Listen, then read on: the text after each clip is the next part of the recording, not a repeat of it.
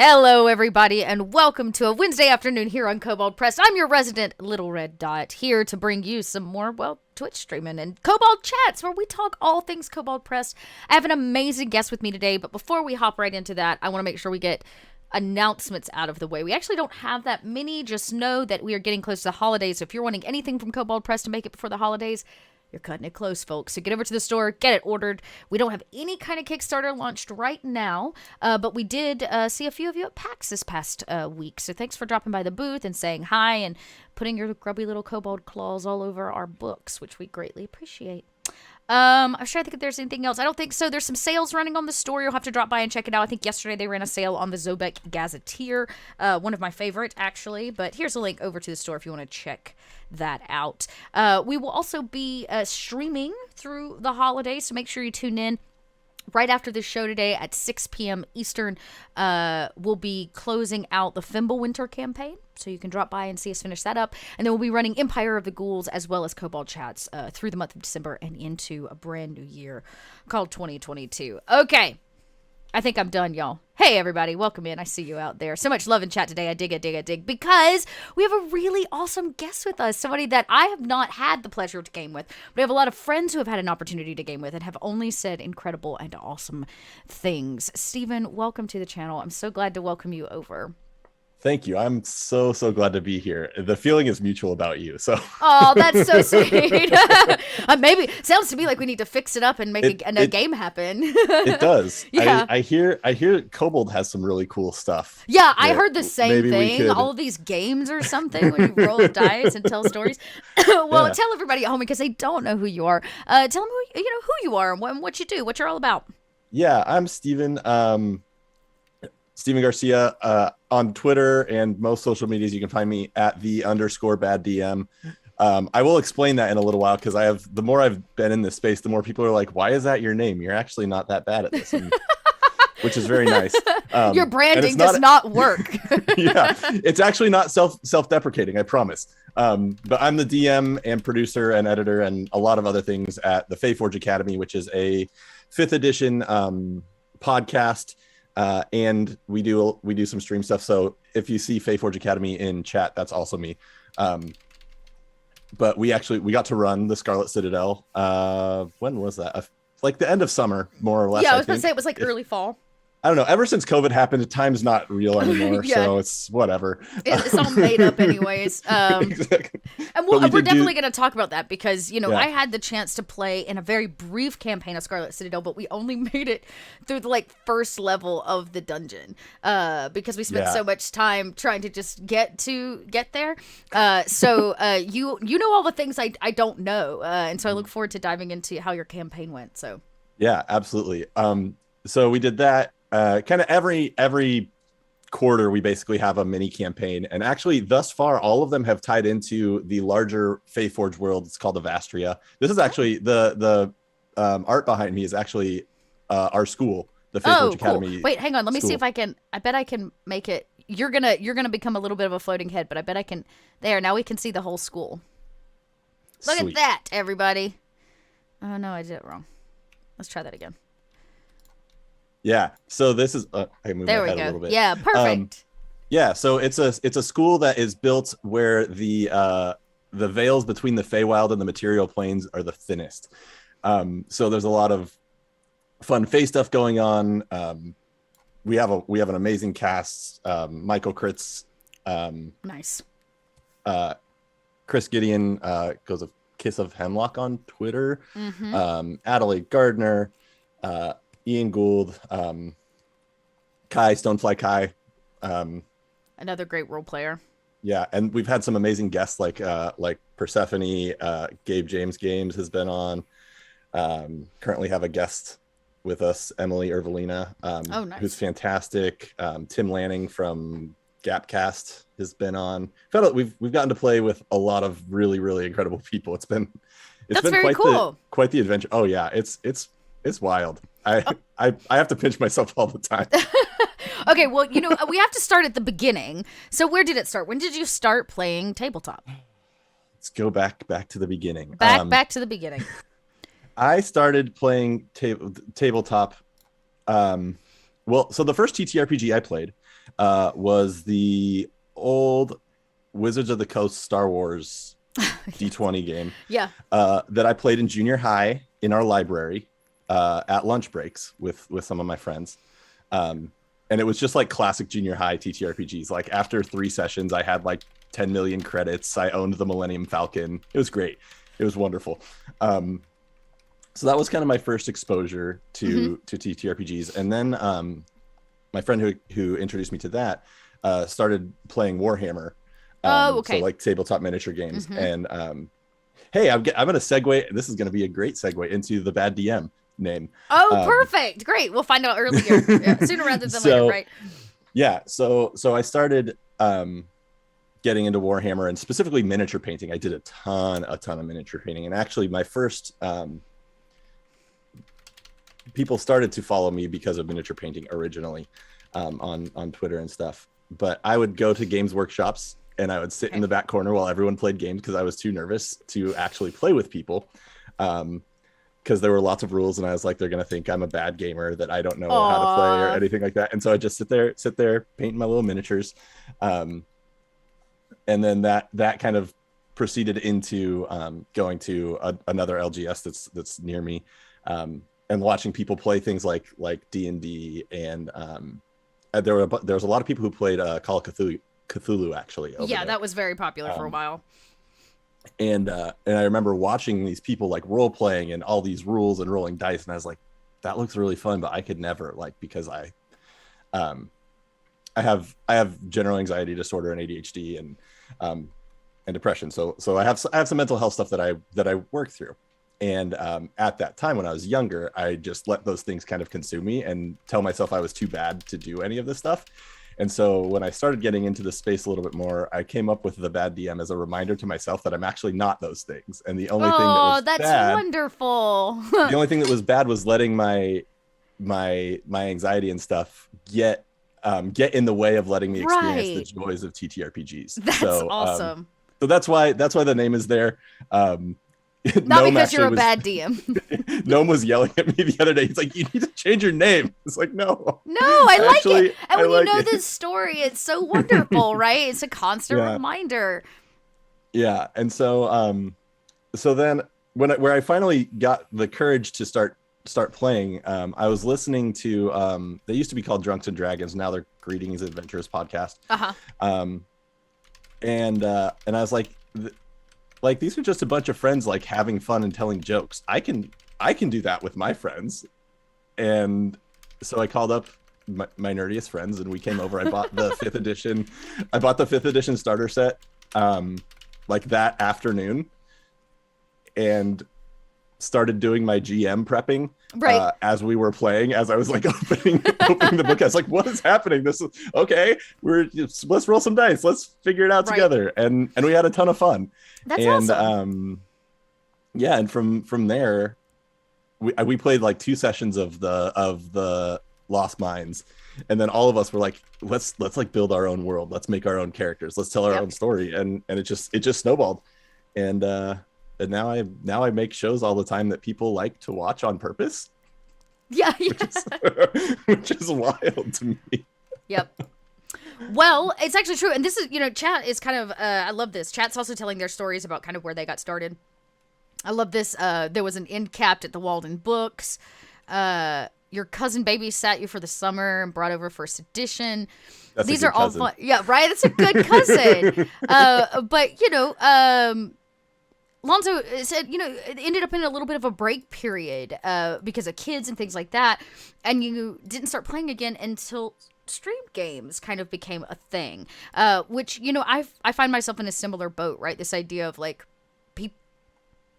everybody just started playing online. Like you were talking about, you're like, just a bunch of friends behind a mic or in front of a camera playing games together. And it really changed. I know it changed things for me because I too struggled to like find a group. And now I play online with people because that's what I love to do. So, well, and what's so cool about the streaming aspect of TTRPGs now is I feel like it's so vulnerable to like go to a store. I mean, it's vulnerable to jump into streams as well, but to actually go into Meet Space and be like, hey, I don't know any of you. Can I sit down at a table and play a game? Right. And I feel like in my experience, a lot of us who are attracted to these games haven't always had the most comfortable social upbringings and have experienced things like bullying and all that wonderful stuff about being a human. And the streaming has created these like communities that allow people to start stepping into and finding people that's like, oh, I know these people are interested because I've watched them play. I've interacted with them via chat on Twitch or in a Discord channel or whatever. And it's been a really interesting thing to watch these different communities start to grow and really make a place for a lot of us who at one point kind of felt like they couldn't fit in. Right. So you're talking about your friends and you started to like build your own world. That's very near and dear to Kobold Press's heart, of course, because Midgard was Wolfgang's homebrew world. And actually this past week at Gen Con, we hosted a panel, which I think you can all go over and check out the VOD on the PAX 2 channel. I imagine it'll eventually come to YouTube, but it was all about world building, which I found very, very interesting because everybody goes about building homebrew worlds differently. And I had a lot of questions about where does the balance lie, and those kind of things. But one of the most interesting questions, or like at least series of answers that I received from one of my questions was, how do you as a GM plan it? What are the tools that you use? I mean, you talked about having ADHD, which I relate wholeheartedly with. How do you keep these things? Because when you start building a world, it can be a very daunting task, both for you and for your players who are having to come in and learn a new world, learn the rules of this place. So what does that look like? What does your process look like when you're building something new? Yeah, that's a really, really good question. So I'll use Faeforge for an example, is because that's the most thorough world building I've done. Right. So I started with Incarnate, if you're familiar with that map making tool. It's free if you haven't used it. It's really fun. It's really great for making worlds in particular. And so I used to just kind of mess around on Incarnate and start making worlds, and I made a map. I was like, hey, I really like this. This is a cool map. What I want to do something here. Right. And so I sat on that map for a while, and then there was a Kickstarter for a supplement called Witchcraft by a company. By a human.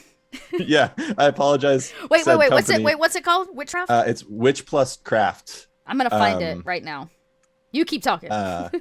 Anyways, so it was a crafting supplement. And I was like, it would be really cool. Lots of people do the magic school thing.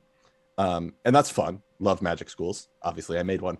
But what if it was based more on people having the ability to make magic things and less about them being magical from a setting standpoint? If the magic was in the process of creation, not necessarily in like being a wizard who knows a spell and puts a spell in a magic ring and then voila. And so that was kind of the beginning. Right. And so I pitched that idea to I think the first person I pitched that idea to was Kai. And was like, hey, if I did a show in a magic school that was sort of like this, would you be interested? And she was like, hell yeah. And I was like, okay, cool. This isn't the worst idea. All right. And so then I started to focus on where do I know players will interact with this world? Like, what do I need to know as a GM? Right. Where are questions going to go? We're at a school. They're going to want to know who the professors are, what their classes are, what the academy itself looks like. But the bigger world building questions, I only had like a sentence or two for. Right. So there's, I think in our world, there's like 7 continents. See, I don't even know. There's 6 or 7 continents. And I have, at this point, I've really expanded on all of them. I now have 2 or 3 sentences on each continent. But we had a session 0 where I was essentially like, hey, what kind of characters do you want to play? What do you want this world to feel like? because I've found the more I've played, the more I've done the TTRPGs, the more I've found that when one person focuses on the world building, a lot of sessions end up almost becoming like a lecture about the world, as opposed to like we are experiencing this world together, and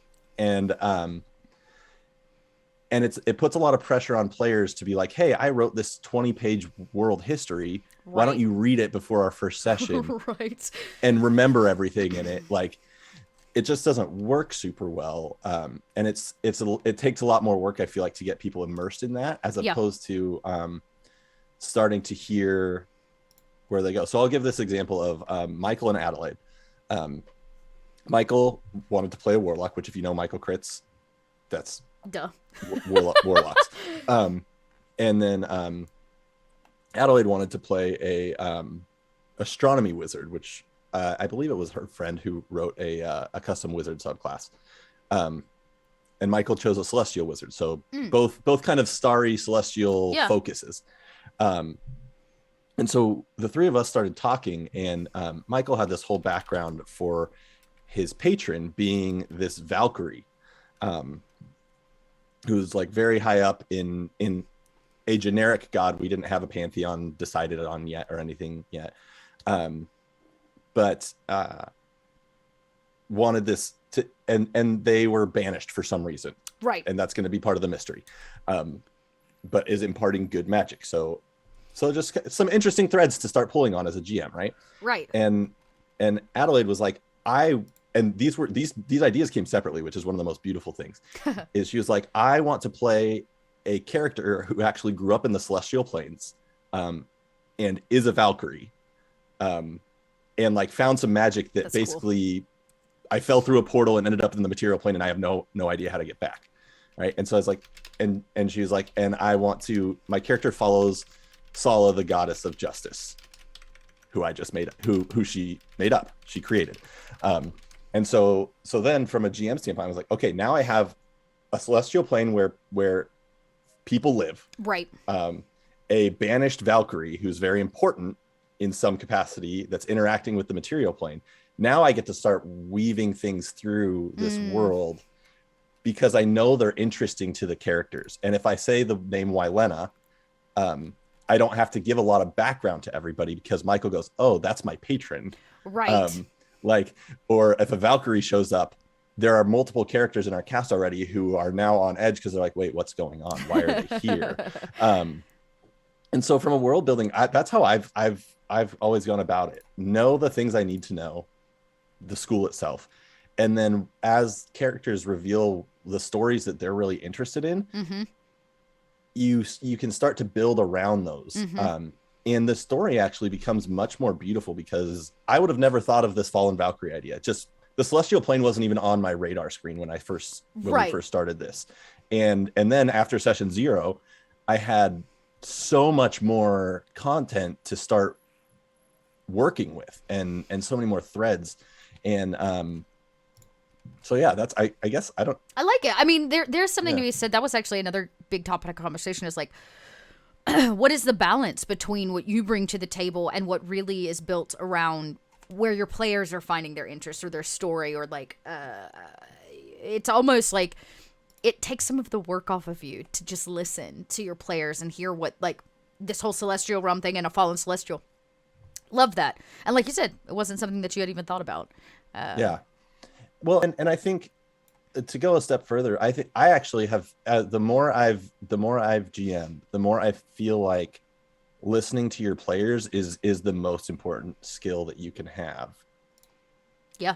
Because you can write the best story, the most interesting hooks, the best plot twists, but if they're not grabbing, if you're not grabbing the party that you're GMing for, it doesn't really matter. And then that's when people start feeling railroaded, which or you're upset because they're not following your story.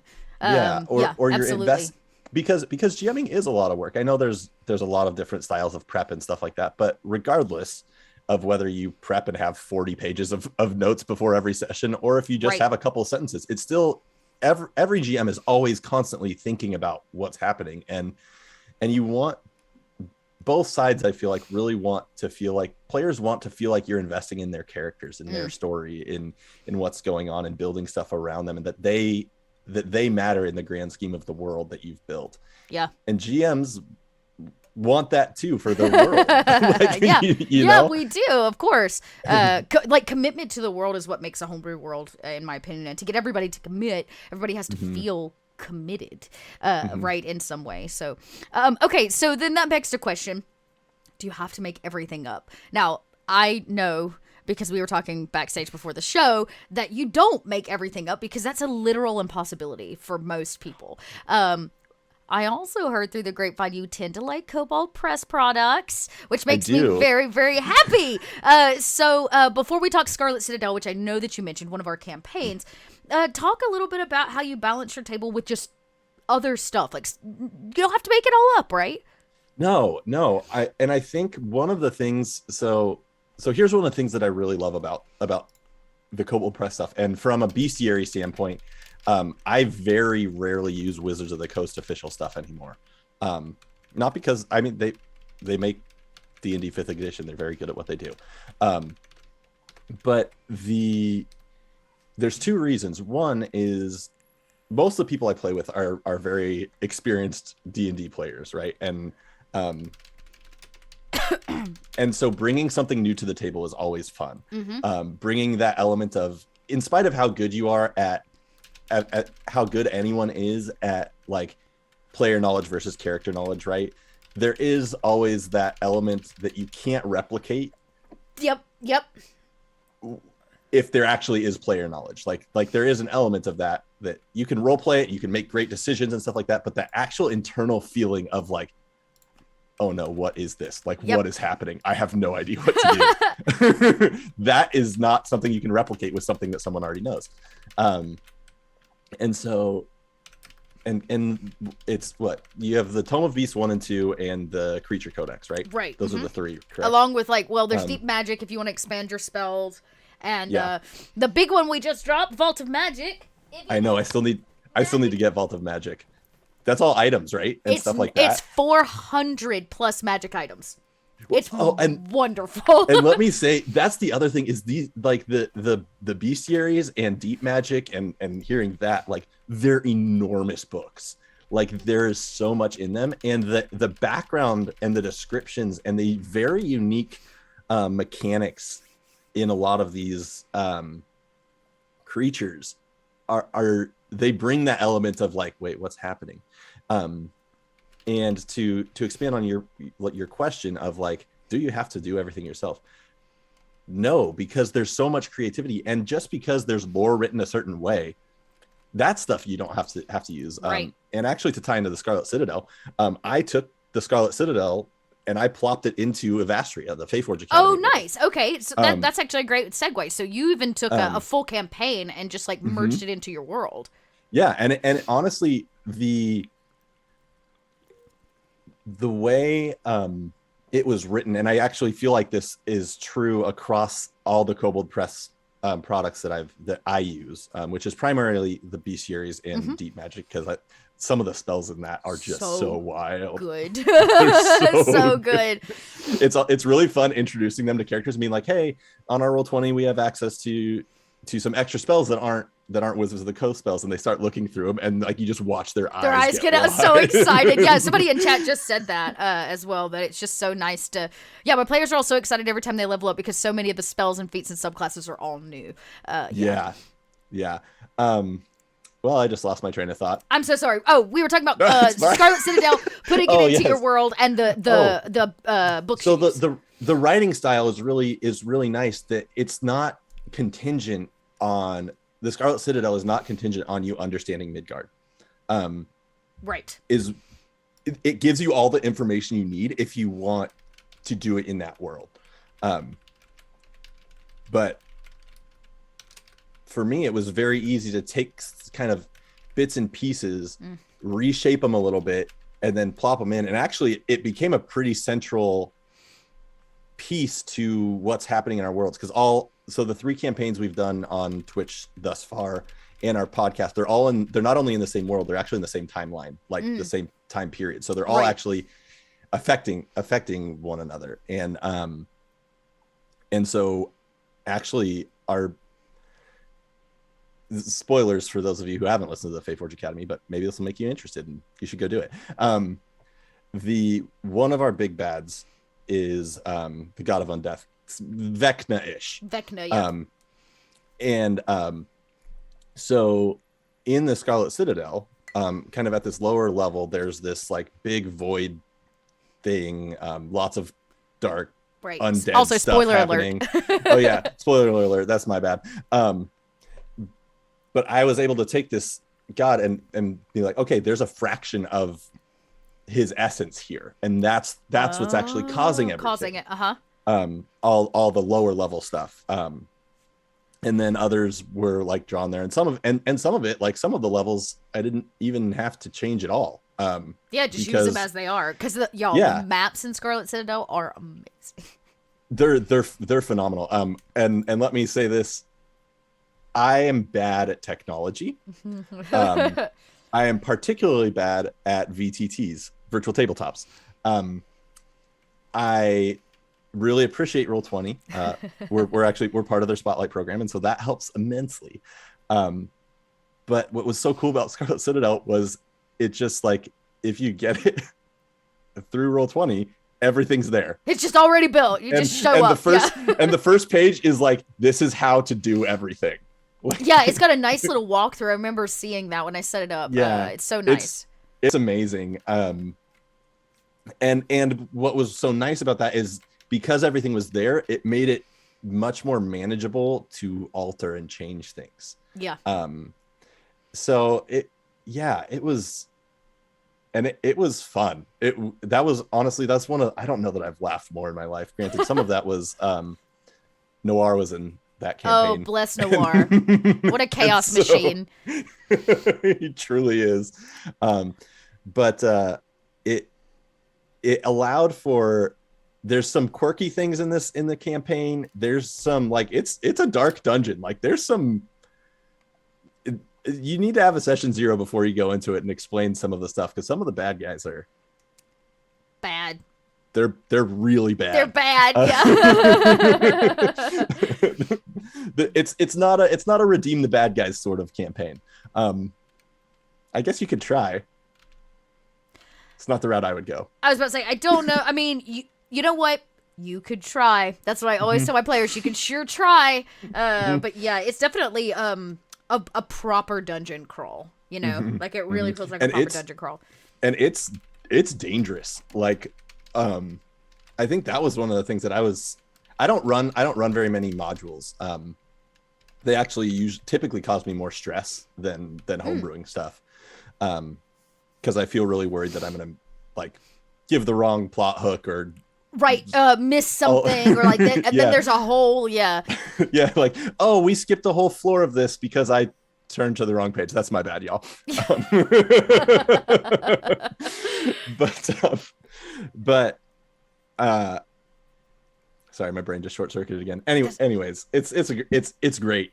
It's really well done. Oh, it's dangerous. It's freaking dangerous. Yeah, it's super deadly. Scarlet Citadel is a no joke. From as I was prepping for it, I had to laugh a couple times because the writer puts in these little notes. It's like, if you really want to show how dangerous this dungeon actually is, do X, Y, and Z. This is a great spot to kill a character. Yeah. If your characters aren't careful, this could be a very easy TPK situation. This is a very quick and dirty. Yeah. So I mean, okay, maybe the better question is, how do you prep your players for that level of intensity? Right? Obviously, I imagine, because I know Faeforge, you're using safety tools, which we can definitely talk about, but how do you prep your players? Or like, if you're in game, you can't be like, well, the light on the outside of the door is red, y'all, so be careful when you go in. How do you, because, sometimes TPKs can be fun if everybody's prepared for them, but when you're trying to run through a dungeon crawl, having to always introduce a new character sucks. Yes. Yeah. So we managed to only have one character death. Wow. Okay. And it was in the last session. Oh, okay. and actually it's on YouTube. It's such a beautiful moment, actually. Again, not to turn this into the noir show, but it was. Oh, Noir, always sacrificing himself. Yeah, and I had to like take a second and gather myself because it was so beautifully done. Wow. But I think there's session 0 is really important. So talking about safety tools, I was very explicit. I was like, I actually took screenshots of some of the points where the book was like this is a really easy place to kill your characters. This is like, I didn't give any context. I was like, this is in here. I need you to know. So everybody approach it with a little care. Yeah. Okay. Yeah. So this is what you're getting into. I did. Bless me. Excuse me. Before every session, I just kind of would give them a reminder because it isn't how 5th edition D&D is done, right? Very much. And then as they were getting into scarier parts of the dungeon, being like, hey, just so you know, if you keep going, you're not gonna beat this danger and then find less danger on the other side, right. And very early on as well, I made sure that the way I didn't let them take any like real significant rests in the dungeon because I mean that's how it's written. Hard. It's hard. You can't. There's pieces moving all the time. There's a lot of different factions and creatures in there and stuff, and so they learned that very quickly. But then the other thing is, I think it's really easy to lose sight of, while it is a dungeon crawl, it is still a role playing game. When you're in the DM's chair in particular. Yes. And so I tried to do my best to think about, so there's a couple baddies on the first level, right, that are like, they're kind of like kidnappers. And so when I was reading about them, I was like, okay, kidnappers to me aren't brave. Right. So if there's pushback to them, they're kind of like the middle school bully, where the second someone actually like they hit and then get hits back, they're kind of taken aback. And so there was some of that too, where it was like, mechanically, if I just stood and had them fight, I probably could have killed a character or two pretty easily. But the way I was trying to role play them, it didn't make sense to who they were. And I think that's a really important aspect of protecting characters as well. Yeah. Is knowing who as a GM you're playing. Mm-hmm. And if it's the big bad and the big bad's final goal is to try to kill the characters, like that's the only time where I'm like, okay, I'm not going to hold back because this is what we've been working to this whole time. But anything in between that, it's like,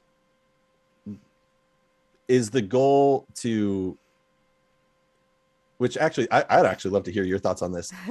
Because I've seen some stuff on social media and stuff in the last few weeks about like death as a motivator. And that I've heard some people say things along the lines of like, the only way to really show that there's stakes is through character death. So I'm curious as to your thoughts on that. Stakes are not defined by the audience; they're defined by the characters, right? And every character holds different stakes, right? Like I play a Darrow in another campaign who's doesn't fear death, right? Because he worships the void. It's like death is a release, right? So there are no stakes in death for them. It just means they get to go join the void.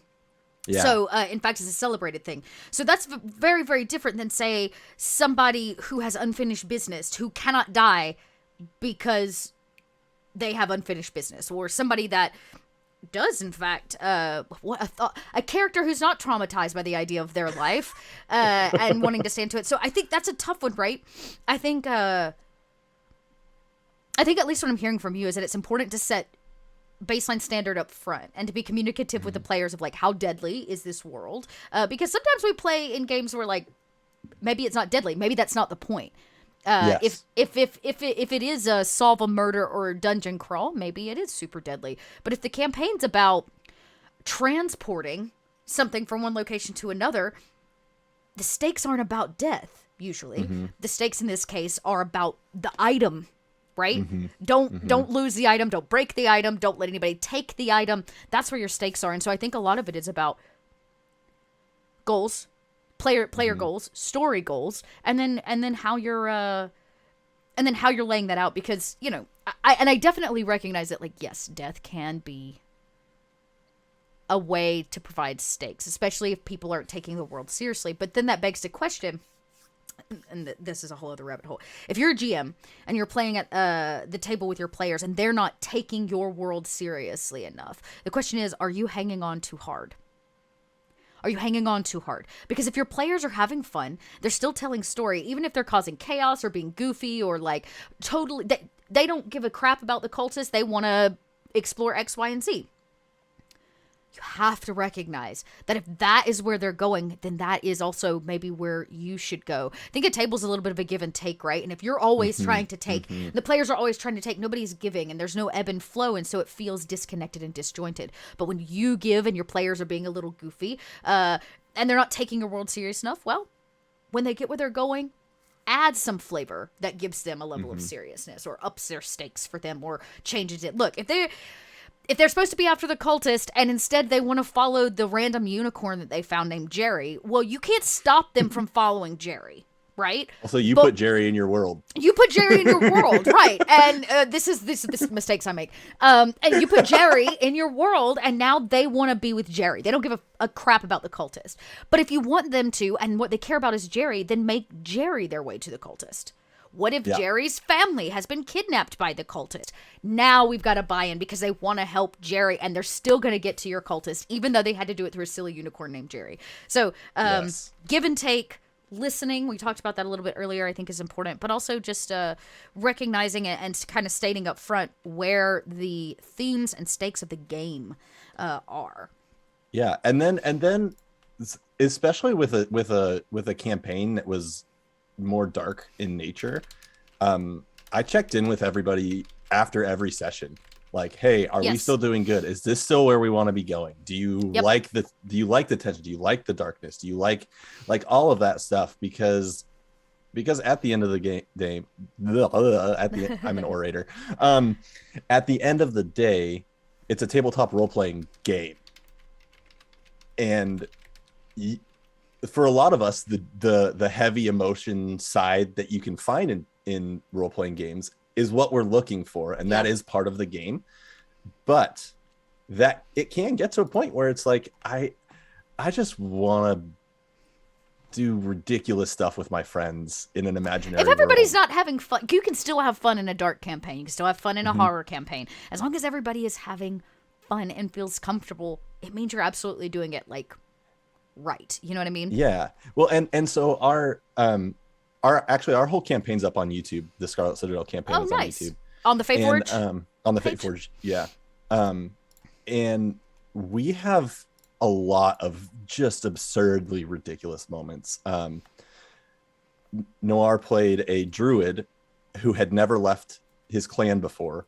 They were very isolated from society, didn't understand the concept of money, didn't understand the concept of, like, what a mayor was, and so had a little naive, just and so had all these conversations about like he would flag random people down in the little town, like, hey, can I buy that shirt that you're wearing? I really like it. And then naturally they would say, no, this is my shirt. And what I wish I remembered exactly how I said it, but he said something like, but I offered you the money. Like, right, but he's trying to understand with me. Yeah, I played a character kind of like that one time. She was a princess and she had never left the tower, and her dad cut her off. Her daddy cut her off, and so she had to go, like, find her way. And she decided she was going to be an adventurer. So she was writing a book on how to be an adventurer. And so everybody, when they realized how naive she was, they just picked on her, right? And so, like, she got advice like, every time you walk up to a door, knock very loud. And things like that. So, like, her existence was very difficult. But you know, the naive perspective can be a lot of fun. Yeah, we had a character who kept a bird journal. Oh, a bird journal. That's cool. Yeah, we So after one of the sessions, they ended up with a decent chunk of gold for like low level adventures, 300 or 400 gold each or something like that. Oh my And God, what to do with the money? and so I was like, hey, like, your basic necessities are in this town. If there's anything that you want to buy, just let me know. Like, we don't need to do it on stream because it's a stream game, and shopping episodes can sometimes take too long. Yes. And Mindy, Miss Mindykins on Twitter, she was like, I noticed as I was looking through the DMG that you can buy an elephant. And I was like, excuse me? Huh? Come again? Okay. Maybe. and so I put a petting zoo in the middle of this like town. This town. Yeah. Because I was like, I'll let you buy an elephant, but you have to role play for it and you have to earn it. Right. Yeah. What are you gonna give me for an elephant? That's a big gift. Yeah. And so we had all those kind of goofy moments too, because that was the right thing to do in the moment, and that's where the players were going. And it helps having like that group is so talented. So it was Noir, Chris, who's on our podcast, Mindy, Ian, who's also on our podcast, and Adelaide, and yeah, it was just the six of us. There were 6 boxes on the screen. I'm trying to visualize it. Trying to see it. Yeah, I know that feeling. And I was the 6th one. And they all were so good at like the yes and sort of role playing. The being able to with each other and going goofy, and then I would let them be goofy for a while, and then I would have something happen that they were like, oh wait, there's bad stuff happening. Right. We need to engage this. And it ended up being a really good. Oh, I see a Noir Enigma in the chat right now. Oh, his ears must have been burning. Yeah, this has been the Noir appreciation convo. So we're talking about your run of Scarlet Citadel, so yeah. Spoiler alert. But it was just and I think, I mean, kind of back to what we've been talking about with GMing and the give and take and listening and all that stuff. That's really what every group that I have felt like this about. That's how it's been. It's not just the DM listening to the players, it's the players listening to the GM and listening to each other. And actively looking for ways to engage one another. I've been thinking about it a lot. So there's that one small TTRPG show that happens on Thursdays. You might be aware of it. What is it? Rolling of Criticals or something? Yeah, something like that. I'm not sure. It's not that big. But one of the things that I have noticed about that show, and I think one of the things that people are drawn to about that, is the players all look to push forward each other's stories. It's very easy as a role player and as a GM to push forward either your narrative arc. Like it's like, I really want them to go to this place, so I'm going to just keep dropping hooks until they get there. And as a player, it's really easy to go like, I wrote my character's backstory. I'm going to keep bringing things up about my character's backstory. Those are 2 really easy things to do, and are important. But what takes and I think this applies to stream games, home games, any games. What takes role playing to the next level is when you can step outside of that in either of those positions and go, wow, my friend playing their character, they just seem to go through a really hard spot, and they're role playing them being quiet in the background. I'm going to go walk over and say, hey, how are you doing? And that's what takes those kinds of stories. That's what makes the Critical Roles and Dimension 20 and all those shows and The Secrets Below, the Faeforge Academy, Scarlet Citadel YouTube show. That's what sets those groups apart is going beyond your own character, going beyond your own prepped material as a GM. I had a wise friend once tell me, the goal at the table is to make everybody look good. So when you have this idea of like, I'm here to make them look good, and if they're there to make everybody else look good, well, then I'm also going to look good, and that trust at the table that goes, okay, so-and-so's character just had this moment. How do we give to that? How do they give back? And it's that, again, that back and forth, that kind of balance. Yes. We've got 10 minutes, so I want to take a question, one because one came in earlier, and we'll have maybe some time for a couple more. So chat if you got questions. Now's a great time. But this is a really great question. By Graham Crackers. What is one moment that you feel has allowed you to grow and change in your approach to DMing and playing? That is a good question. One moment that has allowed me to change my approach.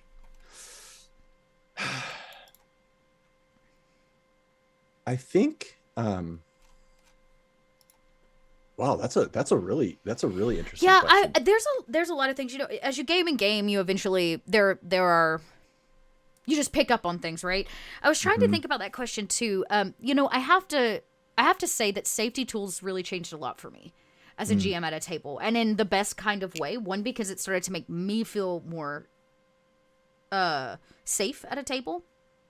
And I know my players feel safer at the table. It's like having a language that was desperately needed that we didn't have before, to communicate the difficult things that didn't get talked about or that we couldn't talk about.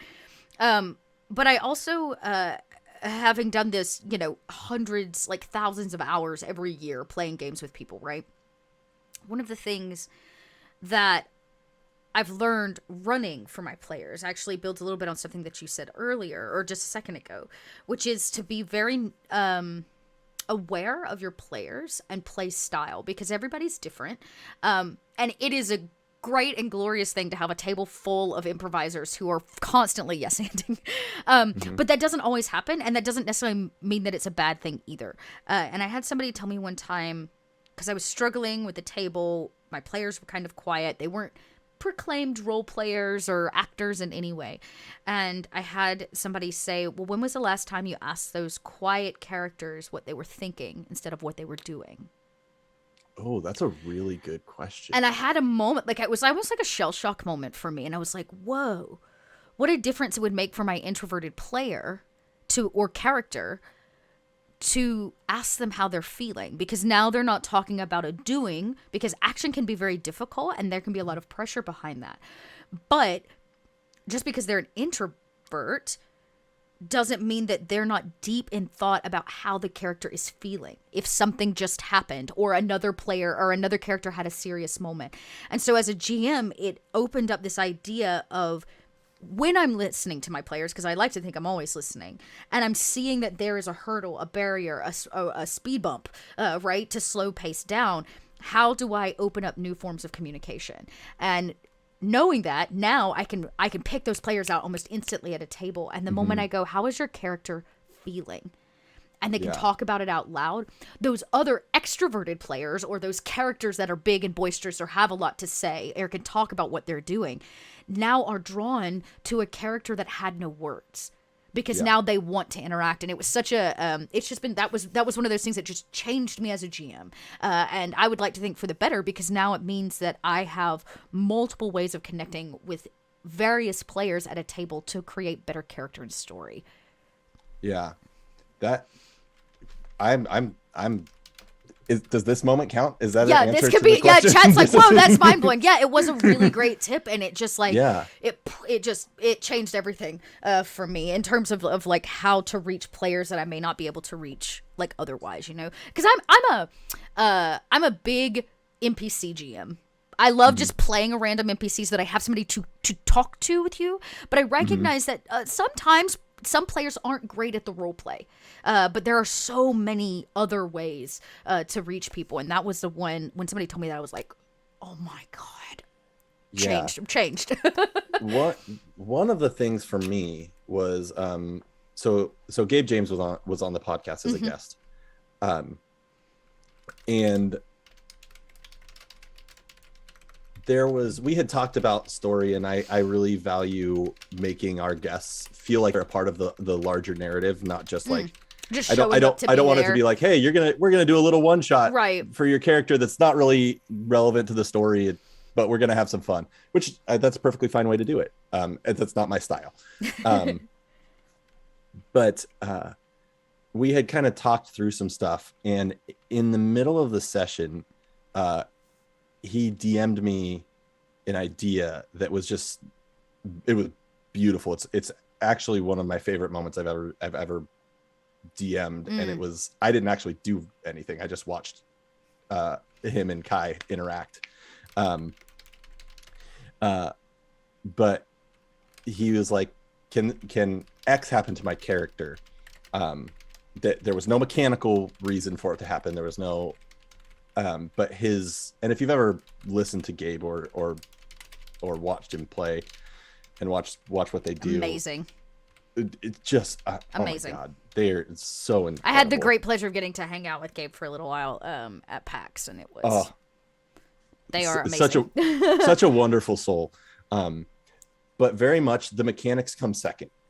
And that was one of the first times that I really felt like I understood that. And the benefit that having the ability, at least, it doesn't have to be your primary way you do things or anything like that. Right. But having the ability to go like, maybe the mechanics don't matter that much in certain situations, right. Or the whole time, I guess it really just, if it's working for your table. But in that moment, it was really, really, it made me a better GM just by watching. Yeah, by watching it happen. Mm-hmm. Wow. Well, surprisingly enough, that 10 minutes went by fast. We're pretty close to time. I had a great question in chat. I'll remind everybody again, go over to twitch.tv/PAX2, number 2. That'll take you to the second stage of PAX, from PAX Unplugged. And there should be a VOD there from Sunday. Now, I imagine it's the whole 10-hour stream, so you have to scrub through. Yeah, you can check out the world building panel. It was a great panel. And if you want to know more about world building, let me tell you, Kobold Press has a book for everything. We actually have we have a series. Most people don't know this. We have a series of guides for GMs. I've got one right here. This is our most recent one that just came out, called Kobold Guide to Monsters. I call these panels in a book. Because it's a series of essays by leaders in the industry talking about topics around one other topic. So in this case, this is about creating and using monsters in your worlds. But we have a Kobold guide to world building that is phenomenal. It's got essays by Wolfgang himself, by Monty Cook, by a bunch of really important game designers and GMs in Tabletop. But yeah, they're just little short essays, and they're so super duper handy. So if you want, you can head over to the Kobold Press store and actually order your copy of Kobold Guide to World Building if you want to know a little bit more about the Kobold viewpoint of how to build worlds, especially if you want to get down to the nitty gritty of pantheons and city states and politics and the deep dives. So yeah, there's some places you can find all of that, and the PAX 2 stage also has the other 2 panels that we did if you want to find those as well.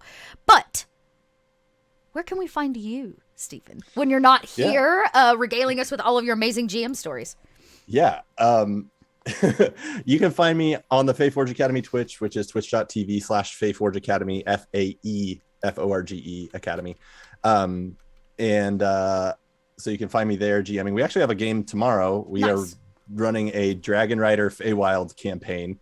I wrote some homebrew rules for being Dragon Riders, and cool. It's gnomes in the game, Eris Savad. Oh, nice. Oh, my friends. Norden Ali and Connie Chang, and which is a phenomenal group to GM. Yeah. It's another one of those groups where I pinch myself before we start playing. So you can find me there. And then every Friday, Faeforge Academy has a new episode in your podcast feeds. So wherever you get your podcasts. And we actually have a charity stream this Sunday. Oh, cool. That's going to be supporting the Trevor Project. It's a follow-up to last year's holiday stream, which was called the Xana Claus. Or Here Comes Santa Claus, or something I love like that. This is the Revenge of Mrs. Xana Claus. So the group that we got together is going to be back, and we are Tiny Poison in chat's going to be in that. That's Chris. Hey, Tiny Poison, look at you. And that's going to be benefiting the Trevor Project. Nice. An important charity. Yeah. So so you can find me at @the_bad DM and at Faeforge Academy on your social medias. Very nice. And thanks so much for having me, Dot. This was such a fun conversation. Thanks for letting me come to. Okay, last question in our little last second before I exit. What is your favorite Kobold Press beast? Light Dragon. Oh, you like the Light Dragon? Okay, it's a good one. Love the Light Dragon. I'm a bit fond of all of our really weird and super absurd, quirky creatures. But yeah, I'll have to go check that out. I like the blood elemental too. It's kind of the blood elemental. That's a good one. That one is super duper horrifying. Good call. Good call. Scry Society says they love the Void Dragon. The Void Dragon is delightful. Too. All right, everybody. Thank you so much for spending your Wednesday afternoon with us and coming to hang out with myself and the bad DM as we talk good DMing. And remember, because I love it so much, the bad DM is not about being a bad DM, but about remembering that you are not, in fact, a bad DM. So thank you for sharing your afternoon. Remember, in about 2 hours, we're going to be kicking off the finale of Fimbulwinter, our Northlands campaign. Come by. They're about to talk to an oracle who's going to chat with them about, Loki's plot to bring about Ragnarok. No big deal. No big deal. Small fries. Just some Ragnarok action. It'll be fine. So we'll see you back here in just about 2 hours. And don't forget, next week you can join us for another Kobold Chats. We're going to be doing a series like this with GMs over the next few weeks. I believe next week I've got Tall Squall and Persephoroth on, both of which use, I know, right, Sephi? I love Sephi. Both of which are using Kobold products at their tables and in their games. So we're going to talk all about that as well. And then, you can come back over on Tuesday. Today's Wednesday. Yesterday's Tuesday. Yes, Tuesdays. Yeah. My God. You can come back on Tuesdays for more Empire of the Ghouls if you want to see a Kobold Press campaign in action. Thank you all so much, and we will see you next week. Same Kobold time, same Kobold channel. Thanks for joining us, Stephen. Bye. Thank you.